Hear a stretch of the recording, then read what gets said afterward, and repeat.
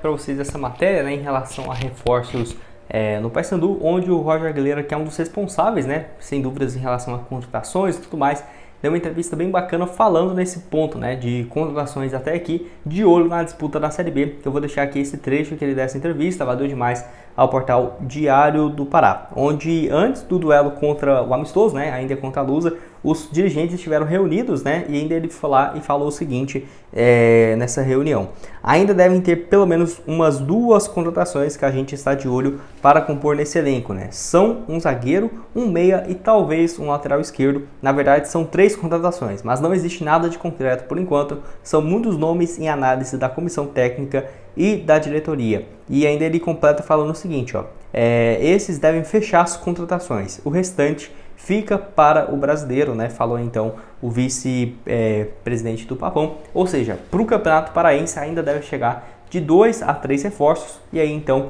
pro meses ali de abril, maio, certamente vai chegar mais jogadores, de olho na disputa do Campeonato Brasileiro, né? Que aí é quando reabre a janela, se eu não estiver enganado, fecha no dia 15 de março, quando ainda está rolando o estadual, e depois abre para o início da Série B do Brasileiro, que aí sim deve chegar mais jogadores. Eu até acho que o Paysandu tem montado um bom time, mas certamente alguns reforços de peso vão chegar no Campeonato Brasileiro da Série B, destaques de estaduais e tudo mais.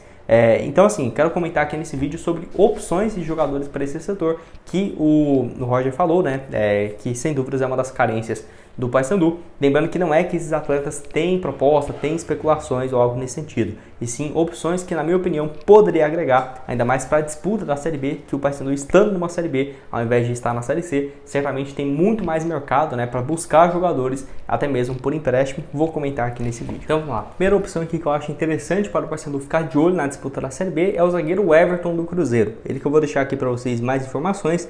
Ele está emprestado então para o Campeonato Mineiro, para o Atlético, clube que tem crescido bastante no interior de Minas Gerais e que está inclusive na Série C do Campeonato Brasileiro.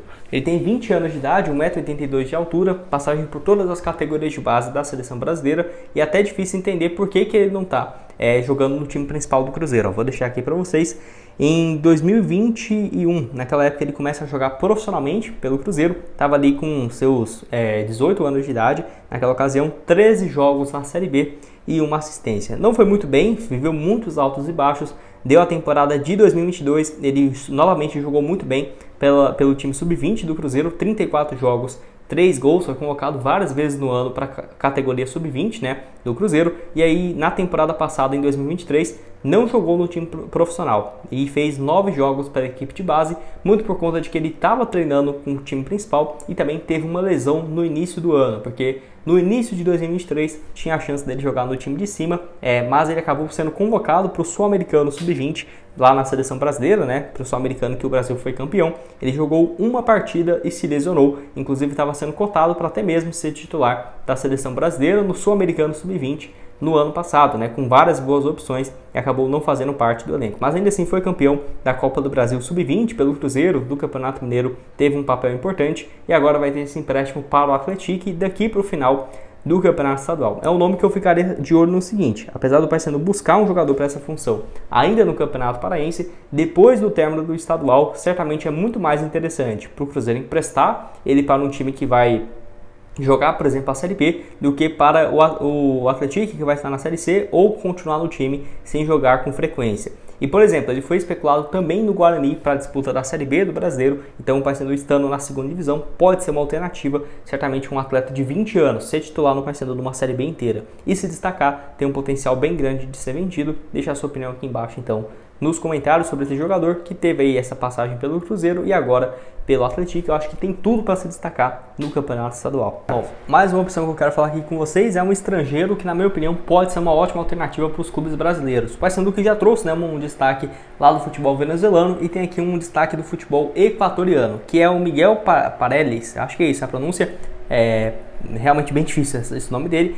Ele joga como centroavante e como meio ofensivo, tá? Mas ele tem jogado mais como um segundo atacante ali. A função ele é o camisa 10 da equipe chamada Guayaquil City. Não sei se esse time é do grupo City ou não, eu esqueci de pesquisar isso. Porém, vive uma fase interessante aí nos últimos 3 anos. Na atual temporada foi o ano que ele mais marcou gols na sua carreira, jogou aí 26 partidas e 16 gols marcados, realmente teve um ótimo desempenho, foi eleito o melhor jogador da liga e também o artilheiro isolado com esses 16 gols marcados apenas na liga, né, do Equador. Ano passado ele já teve um desempenho ok também, 27 jogos, 7 gols e 2 assistências, e 2021, 10 gols e 3 passes em 30 jogos.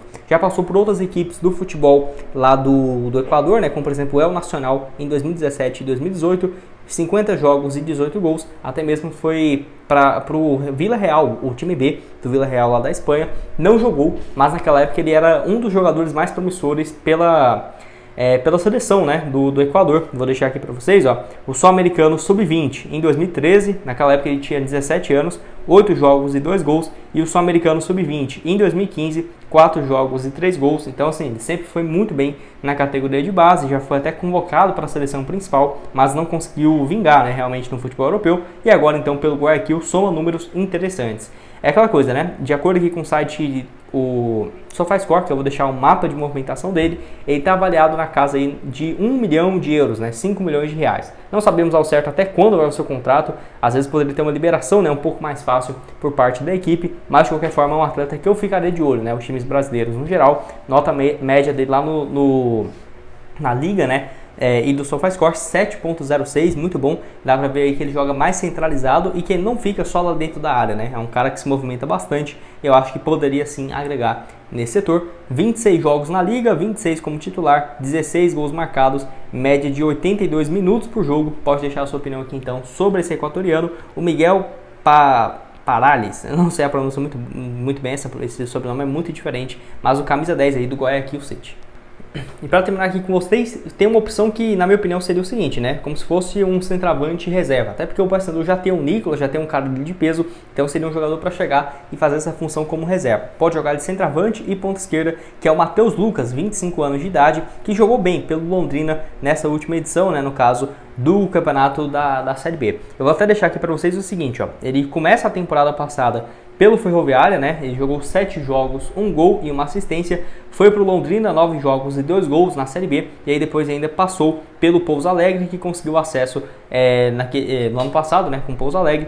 9 partidas, não marcou nenhum gol e nenhuma assistência. E foi contratado para o Boa Vista do Rio de Janeiro para a disputa do Campeonato Estadual. Então, por exemplo, depois do Estadual, se aparecer uma proposta da Série B, pode acabar sendo uma alternativa.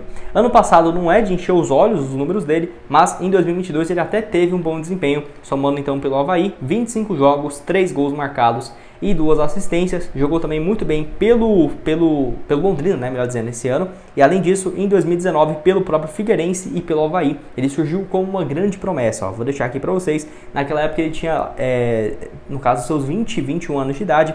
Pelo Figueirense, 29 jogos no estadual, 5 gols e 2 assistências, né? Estadual e brasileiro. E depois no Avaí, mais 12 partidas e 6 gols marcados. Se eu não estiver enganado, até um pouco desses gols foram na Série A do Campeonato Brasileiro. Acabou que ele não teve uma sequência maior no time principal e passou depois, né, pelo Londrina, nessas 2 oportunidades, onde ele até teve um desempenho interessante. Eu acho que seria um jogador mais viável, né, aqui nesse vídeo. Pode deixar a sua opinião aqui embaixo, então, nos comentários sobre esses jogadores. Lembrando que não é que eles foram procurados, e sim que há algumas indicações de atletas que, na minha opinião, poderiam agregar. Deixe a sua opinião aqui embaixo, então, nos comentários.